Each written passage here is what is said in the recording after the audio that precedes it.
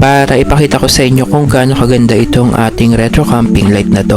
Ang nagustuhan ko dito is 3-in-1 siya, yung kanyang retro camping lights as well as meron tong flashlight and then fairy lights. Kayo na nga rin pala dito ang mag-a-assemble ng kanyang handle or yung kanyang hawakan. One available color lang nga pala to, kulay green to Karisbackers, itong retro camping light na to. At wala ka nang magagawa, ito lang ang kulay niya, kulay green lang siya.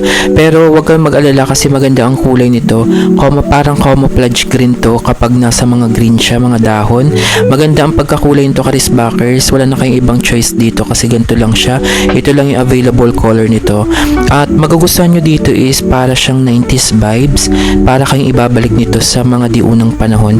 Na-affiliate ko na to before and then ngayon kasi is para makita talaga natin and ma-showcase natin kung gaano talaga kaganda itong ating retro camping light na KXK909 model nga pala to Karisbackers. Sobrang ganda nga nito, para talaga siyang gasera ng mga kapanahonan pa ng mga lola at lola mo.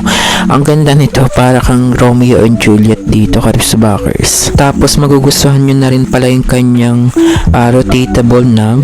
I-rotate nyo lang to para ma-adjust ang kanyang ilaw. By the way, ito nga palang retro camping light na to is hindi lang pala siya 3-in-1, 4-in-1 na rin pala siya kasi pwede nyo na pala itong maging power bank kasi mayroon tong port dito na pang power bank, and kung emergency na talaga, very useful to kasi makakapag-charge tayo. And type C na rin nga pala to Karisbackers, rechargeable, and with 4,000 mAh of battery capacity. Ang pinaka low light nito is magagamit nyo ng 120 hours.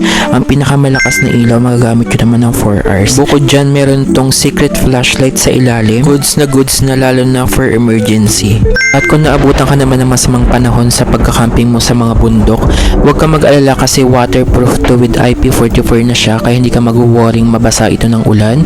Bukod dyan, itong itsura ng kanyang string lights. Natuwa nga ako dito kasi sobrang haba ng string lights nito with 15 meters available indoor and outdoor use. Ilalagay ko sa description box ang kanyang yellow basket para makapag-check out ka sa official store ng Milon PH. And kung may mga katanungan pa kayo, comment down below.